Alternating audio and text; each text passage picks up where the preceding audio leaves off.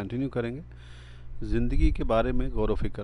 اللہ تعالیٰ نے قرآن مجید میں بہت سے مقامات پر انسان کو غور و فکر کرنے کا حکم دیا ہے۔ چنانچہ فرمان الہی ہے، بے شک زمین و آسمان کی پیدائش اور رات دن کے اختلاف میں اہل بصیرت کے لیے نشانیاں ہیں، یعنی رات دن کے ایک دوسرے کے پیچھے آنے جانے میں عقل مندوں کے لیے غور و فکر کی دعوت ہے، کیونکہ جو ہی ایک جاتا ہے دوسرا آ جاتا ہے۔ چنانچہ ارشاد الہی ہے، اللہ تعالیٰ وہ ہے جس نے رات اور دن کو ایک دوسرے کے پیچھے آنے والا کر دیا ہے۔ حضرت عطا رحمۃ اللہ علیہ کا قول ہے کہ پہلی آیت میں اختلاف سے مراد نور و ظلمت، کمی اور زیادتی ہے۔ کسی نے خوب کہا ہے، اے رات کے ابتدائی حصے میں خوش خوش سونے والے، کبھی صبح کو مصائب بھی نازل ہو جایا کرتے ہیں۔ رات کے پہلے پہر کی پاکیزگی سے خوش نہ ہو، رات کے بہت سے آخری حصے جہنم کے شعلوں کو بھڑکا دیتے ہیں۔ دوسرا شاعر کہتا ہے، بے شک راتیں لوگوں کی منزلیں ہیں، علاوہ ازیں ان کی عمریں لپیٹی اور پھیلائی جا رہی ہیں۔ چھوٹی راتیں غموں کی وجہ سے طویل ہو جاتی ہیں اور طویل راتیں مسرت کی وجہ سے چھوٹی معلوم ہوتی ہیں۔ اولو الالباب کون ہیں؟ اور اللہ تعالیٰ نے غور و فکر کرنے والوں کی تعریف کی۔ چنانچہ فرمان الہی ہے، یہ وہ لوگ ہیں جو کھڑے ہوئے، بیٹھے ہوئے اور پہلو کے بل لیٹے ہوئے اللہ کو یاد کرتے ہیں اور زمین و آسمان کی پیدائش میں غور و فکر کرتے ہیں اور کہتے ہیں، اے ہمارے پروردگار، تو نے ان کو بے فائدہ پیدا نہیں کیا۔ ذات باری میں غور و فکر کی ممانعت۔ حضرت ابن عباس رضی اللہ عنہما سے مروی ہے کہ کچھ لوگوں نے اللہ تعالیٰ کی ذات و صفات میں غور و فکر کیا تو حضور صلی اللہ علیہ وآلہ وسلم نے فرمایا، مخلوق خدا کے احوال میں غور و فکر کرو، اللہ کی ذات میں غور و فکر نہ کرو، کیونکہ تم اس کی بے مثال قدرت پر قادر نہیں ہو سکتے۔ حضور صلی اللہ علیہ وآلہ وسلم سے مروی ہے کہ ایک دن آپ ایک ایسی جماعت کے پاس گئے جو غور و فکر میں ڈوبی ہوئی تھی۔ آپ نے پوچھا، کیا بات ہے، تم بولتے کیوں نہیں ہو؟ انہوں نے جواب دیا، ہم اللہ تعالیٰ کے بارے میں غور و فکر کر رہے ہیں۔ آپ نے فرمایا، اچھا، لیکن مخلوق خدا میں غور و فکر کرو، خالق کائنات کی ذات میں غور و فکر مت کرو۔ پھر آپ نے فرمایا، مغرب میں ایک سفید براق نورانی زمین ہے، سورج کا وہاں تک 40 دنوں کا سفر ہے۔ وہاں اللہ تعالیٰ نے ایک مخلوق پیدا فرمائی ہے، وہ جب سے پیدا ہوئے ہیں انہوں نے ایک لمحہ بھی اللہ تعالیٰ کی نافرمانی نہیں کی۔ لوگوں نے پوچھا، حضور، ان میں شیطان کا گزر نہیں ہے؟ آپ نے فرمایا، انہیں شیطان کی پیدائش کا علم ہی نہیں۔ پوچھا گیا، وہ آدم علیہ السلام کی اولاد میں ہیں؟ آپ نے فرمایا، انہیں آدم علیہ السلام کی پیدائش کا بھی علم نہیں ہے۔ حضرت عطا رحمۃ اللہ علیہ سے مروی ہے کہ ایک دن میں اور عبید بن عمیر حضرت عائشہ رضی اللہ عنہا کی خدمت میں حاضر ہوئے۔ آپ کے اور ہمارے درمیان میں پردہ پڑا ہوا تھا۔ انہوں نے پوچھا، عبید، تم ہماری ملاقات کو کیوں نہیں آتے؟ عبید نے کہا، میں حضور صلی اللہ علیہ وآلہ وسلم کے اس فرمان کی وجہ سے دیر سے حاضر ہوتا ہوں کہ حضور صلی اللہ علیہ وآلہ وسلم نے فرمایا ہے، تاخیر سے ملاقات کرو، محبت بڑھے گی۔ ابن امیر بولے، آپ ہمیں حضور صلی اللہ علیہ وسلم سے مشاہدہ کی ہوئی منفرد باتوں سے کوئی منفرد بات بتلائیں۔ حضرت عائشہ رضی اللہ عنہا رو پڑیں اور فرمایا، حضور صلی اللہ علیہ وآلہ وسلم کی ہر بات منفرد تھی۔ ایک مرتبہ حضور صلی اللہ علیہ وسلم کو میرے ہاں تشریف لائے اور میرے ساتھ آرام فرما ہوئے۔ تھوڑی دیر کے بعد فرمایا کہ مجھے اجازت دو تاکہ میں اللہ تعالیٰ کی عبادت کروں۔ چنانچہ آپ ایک مشکیزہ کی طرف گئے، وضو فرمایا اور نماز میں کھڑے ہو گئے۔ نماز شروع کرتے ہی آپ نے رونا شروع کیا، یہاں تک کہ آپ کی مبارک داڑھی آنسوؤں سے تر ہو گئی۔ پھر سجدہ کیا، یہاں تک کہ روتے روتے زمین گیلی ہو گئی۔ سلام کے بعد آپ پہلو کے بل لیٹ گئے تاکہ حضرت بلال رضی اللہ عنہ نے صبح کی اذان دے دی اور آپ کو نماز کے لیے بلایا اور عرض کی، یا رسول اللہ، آپ کس لیے روتے ہیں، حالانکہ اللہ تعالیٰ نے آپ کے سبب آپ کے اگلوں اور پچھلوں کی خطائیں معاف فرمائیں۔ آپ نے فرمایا، افسوس بلال، تم مجھے رونے سے روکتے ہو، حالانکہ اللہ تعالیٰ نے آج کی رات مجھ پر یہ آیت نازل فرمائی ہے، بے شک زمین و آسمان کی پیدائش اور رات دن کے اختلاف میں عقل مندوں کے لیے نشانیاں ہیں۔ پھر ارشاد فرمایا، اس شخص پر افسوس ہے جس نے یہ آیت پڑھی اور اس پر غور و فکر نہیں کیا۔ امام اوزائی رضی اللہ عنہ سے پوچھا گیا کہ ان آیات میں غور و فکر کرنے سے کیا مراد ہے، تو انہوں نے جواب دیا، ان آیات کو پڑھو اور پھر انہیں سمجھنے کی کوشش کرو۔ محمد بن واسع رحمۃ اللہ علیہ سے مروی ہے کہ بصرہ کا ایک شخص حضرت ابو ذر رضی اللہ عنہ کی وفات کے بعد ان کی زوجہ محترمہ کی خدمت میں حاضر ہوا اور ان سے حضرت ابو ذر رضی اللہ عنہ کی عبادت کے متعلق پوچھا۔ ان کی زوجہ نے جواب دیا کہ وہ سارا دن گھر کے کونے میں بیٹھے غور و فکر کیا کرتے تھے۔ حضرت حسن رحمۃ اللہ علیہ کا قول ہے کہ ایک لمحے کا غور و فکر رات بھر کی عبادت سے بہتر ہے۔ حضرت فضیل کا قول ہے کہ غور و فکر ایک آئینہ ہے جو تجھے تیری نیکیاں اور برائیاں دکھاتا ہے۔ حضرت ابراہیم رحمۃ اللہ علیہ سے کہا گیا کہ آپ بہت زیادہ غور و فکر کرتے ہیں۔ انہوں نے کہا کہ غور و فکر عقل کا مغز ہے۔ حضرت سفیان بن عیینہ رحمۃ اللہ علیہ شاعر کے اس شعر کو اکثر بطور تمثیل پیش کیا کرتے تھے۔ جب آدمی میں غور و فکر کرنے کا مادہ ہو تو اسے ہر چیز میں عبرتیں نظر آتی ہیں۔ حضرت عیسیٰ علیہ السلام کا حواریوں کو جواب۔ حضرت طاؤس رحمۃ اللہ علیہ سے مروی ہے کہ حواریوں نے حضرت عیسیٰ علیہ السلام سے کہا کہ آج روئے زمین پر آپ جیسا کوئی اور بھی ہے؟ آپ نے فرمایا جس کا بولنا ذکر الہی میں ہو، جس کی خاموشی غور و فکر میں، اور جس کی نگاہ عبرت ہو، وہ مجھ جیسا ہے۔ حضرت حسن رحمۃ اللہ علیہ کا قول ہے کہ جس شخص کی گفتگو حکیمانہ نہیں وہ لغو ہے، جس کی خاموشی غور و فکر کی خاموشی نہیں ہے وہ بھول ہے، اور جس کی نگاہ عبرت نہیں وہ بیہودہ ہے۔ فرمان الہی ہے البتہ میں اپنی نشانیوں سے زمین پر ناحق تکبر کرنے والوں کو پھیر دوں گا۔ حضرت حسن رحمۃ اللہ علیہ کہتے ہیں کہ اس آیت کے معنی یہ ہیں کہ میں ان کے دلوں میں غور و فکر کرنے کی صلاحیت ہی نہیں رہنے دوں گا۔ حضرت ابو سعید خدری رضی اللہ عنہ سے مروی ہے حضور صلی اللہ علیہ وآلہ وسلم نے فرمایا کہ اپنی آنکھوں کو عبادت کا حصہ دو۔ عرض کی گئی حضور ان کا عبادت سے کیا حصہ ہے؟ آپ نے فرمایا قرآن مجید کو دیکھنا، اس میں غور و فکر کرنا، اور اس کے عجائبات میں سبق حاصل کرنے والی نگاہ سے غور و خوض کرنا۔ مکہ معظمہ کے قریب جنگل میں رہنے والی عورت سے مروی ہے، اس نے کہا اگر نیکوں کے دل غور و فکر میں ڈوب کر غیب کے پردوں میں پوشیدہ ان انعامات کو دیکھ لیں جن کو اللہ تعالیٰ نے ان کے لیے تیار کیا ہے تو ان کی دنیاوی زندگی ان پر بھاری ہو جائے اور دنیا ان کی نظروں میں بالکل حقیر ہو جائے۔ حضرت لقمان تنہائی میں بیٹھ کر بہت دیر تک غور و فکر میں ڈوبے رہتے۔ ان کا خادم وہاں سے گزرتا اور کہتا کہ آپ ہمیشہ تنہا بیٹھے رہتے ہیں، اگر لوگوں کے ساتھ بیٹھا کریں تو آپ ان سے الفت حاصل کریں۔ آپ جواب میں فرماتے کہ طویل تنہائی دائمی غور و فکر عطا کرتی ہے اور طویل تفکر جنت کا راستہ ہے۔ حضرت وہب بن منبع رضی اللہ عنہ کا قول ہے کہ جس شخص کا غور و فکر بڑھ جاتا ہے اسے علم عطا ہوتا ہے، اور جسے علم عطا ہوتا ہے وہ عمل کرتا ہے۔ حضرت عمر بن عبدالعزیز رضی اللہ عنہ کا قول ہے کہ اللہ تعالیٰ کی نعمتوں میں غور و فکر کرنا سب سے افضل عبادت ہے۔ حضرت عبداللہ بن مبارک رضی اللہ عنہ نے ایک دن سہل بن علی رضی اللہ عنہ کو خاموش اور متفکر دیکھ کر پوچھا کہاں تک پہنچے ہو؟ وہ بولے کہ پل صراط کے متعلق غور و فکر کر رہا ہوں۔ حضرت بشر رحمۃ اللہ علیہ کا قول ہے کہ اگر لوگ اللہ تعالیٰ کی عظمت میں غور و فکر کریں تو کبھی بھی اللہ تعالیٰ کی نافرمانی نہ کریں۔ حضرت ابن عباس رضی اللہ عنہما کا قول ہے کہ ایسی دو رکعتیں جو حضور قلب اور انتہائی غور و فکر سے پڑھی جائیں وہ ساری رات کی بے حضور قلب عبادت سے افضل ہیں۔ حضرت ابو شریح رحمۃ اللہ علیہ چلے جا رہے تھے کہ اچانک چادر لپیٹ کر بیٹھ گئے اور رونا شروع کر دیا۔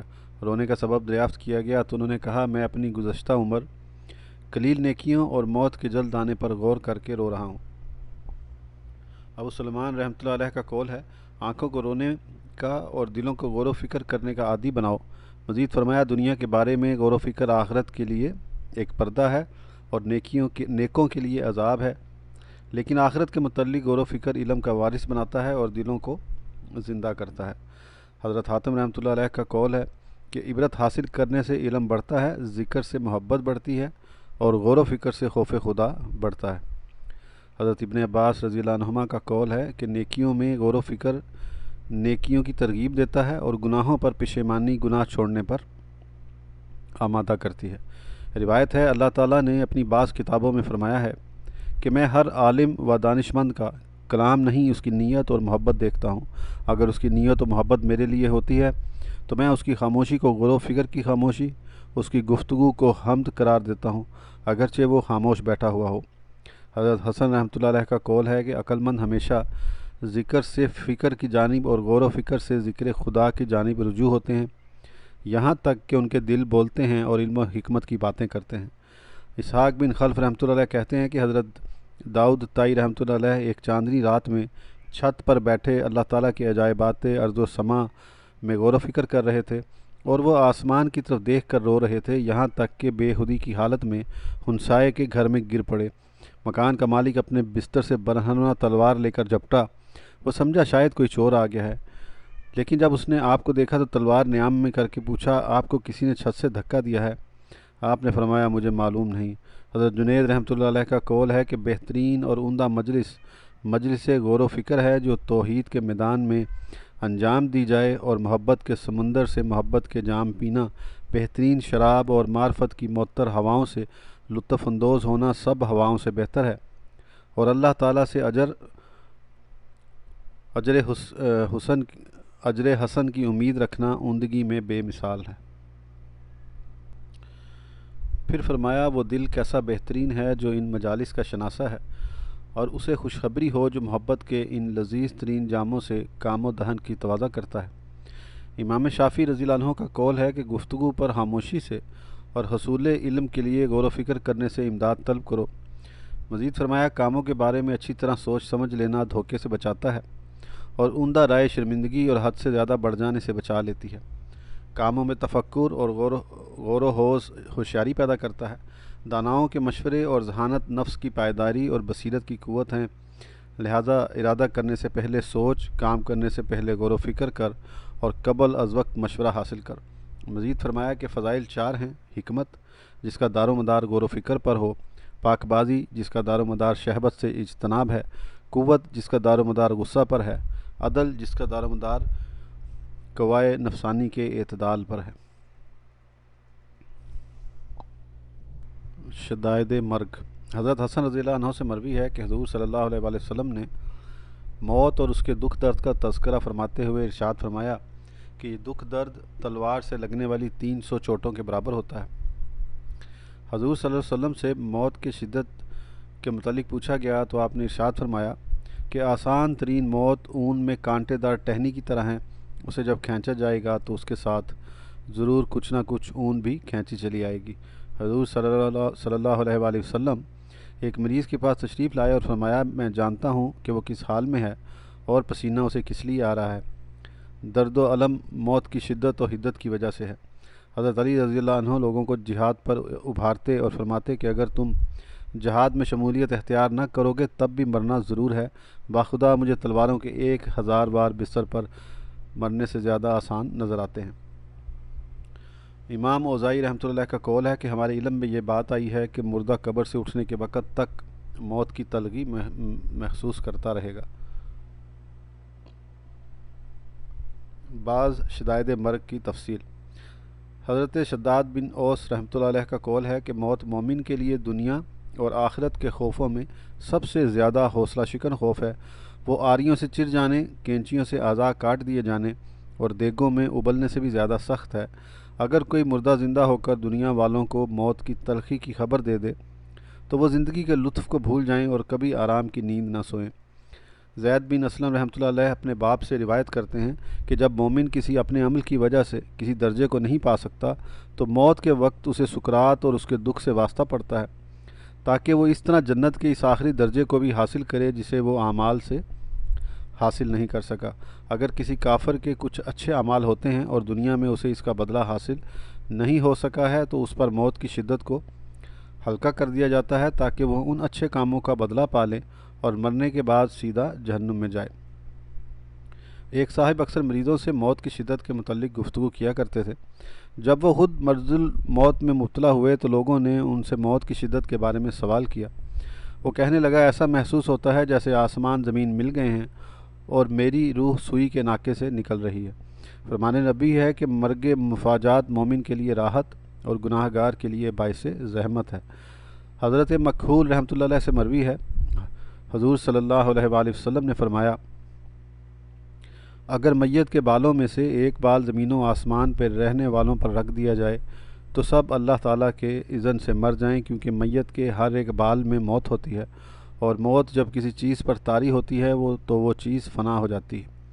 مروی ہے کہ اگر موت کے درد کا ایک قطرہ دنیا کے پہاڑوں پر رکھ دیا جائے تو سب پہاڑ پگھل جائیں۔ انبیاء علیہ السلام پر موت بہت آسان کر دی جاتی۔ مروی ہے کہ جب حضرت ابراہیم علیہ السلام کا انتقال ہوا تو اللہ تعالیٰ نے فرمایا اے میرے خلیل تم نے موت کو کیسا پایا؟ انہوں نے عرض کی جیسے سیخ کو گیلی اون میں ڈال کر کھینچا جائے۔ رب تعالیٰ نے فرمایا ہم نے تمہارے لیے موت کو بہت آسان کر دیا ہے، تو نے تب بھی اس کی یہ شدت محسوس کی ہے۔ مروی ہے کہ حضرت موسیٰ علیہ السلام کی روح بارگاہ رب العزت میں حاضر ہوئی تو رب جلیل نے فرمایا موسیٰ تم نے موت کو کیسا پایا؟ حضرت موسیٰ علیہ السلام نے عرض کی جیسے چڑیا جال میں پھنس جاتی ہے اور وہ مرتی نہیں بلکہ آسائش طلب کرتی ہے اور نہ رہائی پاتی ہے کہ اڑ جائے، یعنی حال دم نزع انسان کا ہوتا ہے۔ یہ بھی مروی ہے کہ انہوں نے کہا میں نے ایسا درد محسوس کیا جیسے زندہ بکری کی قصاب کھال اتار رہا ہو۔ مروی ہے کہ موت کے وقت حضور صلی اللہ علیہ وآلہ وسلم کے قریب پانی کا پیالہ رکھا تھا، آپ اس میں دستے اتھر ڈبو کر پیشانی پر ملتے اور فرماتے اے اللہ مجھ پر موت کی سختیوں کو آسان فرما، اور حضرت خاتون جنت رضی اللہ عنہا کھڑی رو رہی تھیں، ہائے میرے ابا کی تکلیف، اور آپ صلی اللہ علیہ وسلم فرما رہے تھے کہ تیرے باپ پر آج کے بعد کوئی دکھ وارد نہیں ہوگا۔ حضرت عمر رضی اللہ عنہ نے حضرت کعب رضی اللہ عنہ سے کہا ہمیں موت کی شدت کے متعلق بتاؤ۔ حضرت کعب رضی اللہ عنہ نے کہا امیر المومنین، موت ایسی ٹہنی کی طرح ہے جس میں بہت زیادہ کانٹے ہوں اور وہ انسان کے جسم میں داخل ہو گئی ہو اور اس کے ہر کانٹے نے ہر رگ میں جگہ پکڑ لی ہو، پھر اسے ایک آدمی انتہائی سختی سے کھینچے تو کچھ باہر آ جائے اور باقی جسم میں باقی رہ جائے۔ فرمان نبی صلی اللہ علیہ وآلہ وسلم ہے کہ بندہ موت کی سختیوں کو بیماری سمجھ کر ان کا علاج کرتا ہے، مگر اس کے جسم کے اعضاء ایک دوسرے سے ودا ہوتے ہیں اور کہتے ہیں کہ تجھ پر سلام ہو، اب ہم قیامت کے لیے ایک دوسرے سے جدا ہو رہے ہیں۔ مذکورہ بالاحوال ان مقدس ہستیوں کے تھے جو اللہ تعالیٰ کے دوست اور محبوب ہیں، ہم جو گناہوں سے آلودہ ہیں ہماری کیا حالت ہوگی؟ ہمارے لیے تو موت کی سختیوں کے علاوہ اور بھی آفتیں ہوں گی۔ موت کی 3 مصیبتیں ہوتی ہیں، پہلی نزع کی تکلیف جو ابھی مذکور ہو چکی، دوسرے اسرائیل کی صورت کا مشاہدہ اور اسے دیکھ کر دل میں انتہائی خوف و دہشت کا پیدا ہونا، اگر بے پناہ ہمت والا آدمی بھی ملک الموت کی صورت کو دیکھ لے جو وہ فاسق و فاجر کی موت کے وقت لے کر آتے ہیں تو اسے تاب تحمل نہ رہے۔ مروی ہے کہ حضرت ابراہیم علیہ السلام نے ملک الموت سے کہا کیا تم مجھے اپنی وہ صورت دکھا سکتے ہو جس میں تم گناہ گاروں کی روح قبض کرنے کو جاتے ہو؟ ملک الموت بولے آپ میں دیکھنے کی تاب نہیں ہے۔ آپ نے فرمایا میں دیکھ لوں گا۔ چنانچہ ملک الموت نے کہا تھوڑی سی دیر دوسری طرف توجہ کیجیے۔ جب آپ نے کچھ دیر کے بعد دیکھا تو ایک کالا سیاہ آدمی جس کے رونگٹے کھڑے ہوئے تھے، بدبو کے بھبکے اٹھ رہے تھے، سیاہ کپڑے پہنے ہوئے اور اس کے منہ اور نتھنوں سے آگ کے شعلے نکل رہے تھے اور دھواں اٹھ رہا تھا، سامنے نظر آیا۔ حضرت ابراہیم علیہ السلام یہ منظر دیکھ کر بے ہوش ہو گئے۔ جب آپ کو ہوش آیا تو دیکھا کہ ملک الموت سابقہ شکل میں بیٹھے ہوئے تھے۔ آپ نے فرمایا اگر فاسق و فاجر کے لیے موت کی اور کوئی سختی نہ ہو تب بھی صرف تمہاری صورت دیکھنا ہی ان کے لیے بہت بڑا عذاب ہے۔ حضرت ابو ہریرہ رضی اللہ عنہ سے مروی ہے حضرت داؤد علیہ السلام انتہائی غیرت مند جوان تھے، جب آپ باہر تشریف لے جاتے تو دروازے بند کر جاتے۔ ایک دن آپ گھر کے دروازے بند کر کے باہر تشریف لے گئے۔ آپ کی زوجہ محترمہ نے دیکھا کہ صحن میں ایک آدمی کھڑا ہوا تھا، وہ بولی نہ جانے اس کو کس نے گھر میں داخل ہونے دیا ہے، اگر داؤد علیہ السلام آ گئے تو ضرور انہیں دکھ پہنچے گا۔ حضرت داؤد علیہ السلام تشریف لائے اور اسے کھڑا دیکھ کر پوچھا کون ہو؟ اس نے کہا میں وہ ہوں جو بادشاہوں سے بھی نہیں ڈرتا، نہ کوئی پردہ میری راہ میں حائل ہوتا ہے۔ حضرت داؤد علیہ السلام خاموش کھڑے رہ گئے اور فرمایا تب تو تم ملک الموت ہو۔ ایک کا سیاہ سر سے حضرت عیسیٰ علیہ السلام کی گفتگو، ایک کا سائے سر سے۔ مروی ہے کہ حضرت عیسیٰ علیہ السلام کا ایک انسانی کھوپڑی کے قریب سے گزر ہوا، آپ نے اسے پاؤں سے ٹھونک دیا اور فرمایا بحکم خدا مجھ سے بات کر۔ کھوپڑی بولی اے روح اللہ، میں فلاں فلاں زمانے کا بادشاہ تھا، ایک مرتبہ میں اپنے ملک میں تاج سر پر رکھے لشکر کے گھیرے میں تخت پر بیٹھا ہوا تھا، اچانک ملک الموت میرے سامنے آ گیا جسے دیکھ کر میرا ہر عضو معطل ہو گیا اور میری روح پرواز کر گئی۔ بس اس اجتماع میں کیا رکھا تھا، جدائی تو سامنے کھڑی تھی اور اس انس و محبت میں کیا تھا، وحشت ہی وحشت اور تنہائی ہی تنہائی تھی۔ یہ دھوکہ ہے جو نافرمانوں نے ڈال دیا، جو اطاعت مندوں کے لیے نصیحت ہے۔ یہ وہ آفت ہے جسے ہر گناہ گار اور فرما بردار دیکھتا ہے۔ انبیاء کرام نے موت کے وقت صرف نزع کی سختی کو بیان فرمایا ہے، اس خوف و دہشت کا تذکرہ نہیں کیا جو ملک الموت کی صورت دیکھنے والے انسان پر طاری ہوتا ہے۔ اگر ملک الموت کی صورت کو کوئی رات کو خواب میں دیکھ لے تو اسے بقیہ زندگی بسر کرنا اجیرن ہو جائے، چاہے کہ اسے موت کی سختی کے وقت ایسی ہیبتناک شکل میں دیکھے۔ اللہ تعالیٰ کے فرما بردار اور نیک لوگ ملک الموت کو انتہائی حسین و جمیل شکل میں دیکھتے ہیں۔ چنانچہ حضرت اکرمہ حضرت ابن عباس رضی اللہ عنہم سے روایت کرتے ہیں کہ حضرت ابراہیم علیہ السلام بہت غیرت مند انسان تھے۔ آپ کا ایک عبادت خانہ تھا، جب آپ باہر جاتے اسے بند کر جاتے۔ ایک دن باہر سے تشریف لائے تو دیکھا کہ عبادت خانے میں ایک آدمی کھڑا ہے۔ آپ نے پوچھا تجھے کس نے میرے گھر میں داخل کیا ہے؟ وہ بولا اس کے مالک نے۔ آپ نے فرمایا اس کا مالک تو میں ہوں۔ اس نے کہا مجھے اس نے ظاہر کیا ہے جو اس مکان کا آپ سے اور مجھ سے زیادہ مالک ہے۔ آپ نے پوچھا کیا تم فرشتوں میں سے ہو؟ وہ بولا ہاں میں ملک الموت ہوں۔ آپ نے فرمایا کیا تم مجھے اپنی وہ صورت دکھلا سکتے ہو جس شکل میں تم مومنوں کی روح کو قبض کرتے ہو؟ ملک الموت نے کہا ہاں آپ ذرا دوسری طرف توجہ کیجیے۔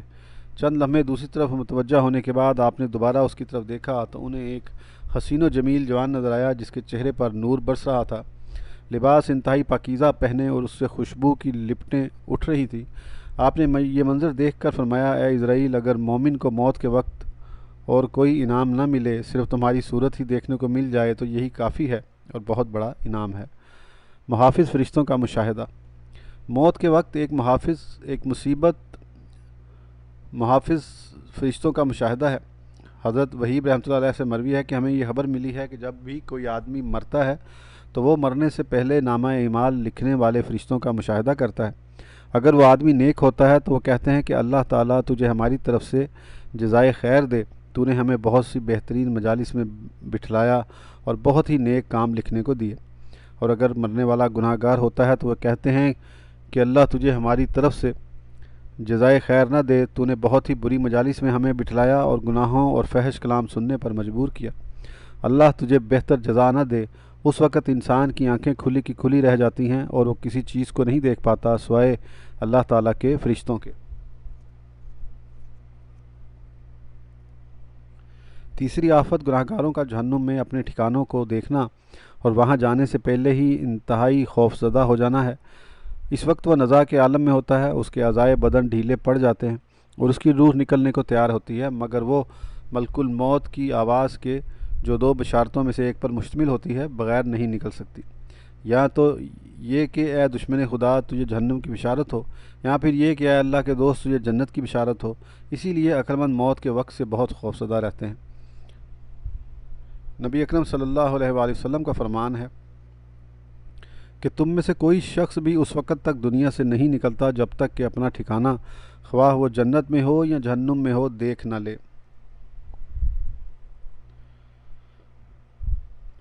آج کے لیے اتنا ہی، پھر انشاءاللہ اگلی آڈیو میں آگے کنٹینیو کریں گے۔ اس وقت تک کے لیے اجازت دیجیے۔ اللہ حافظ۔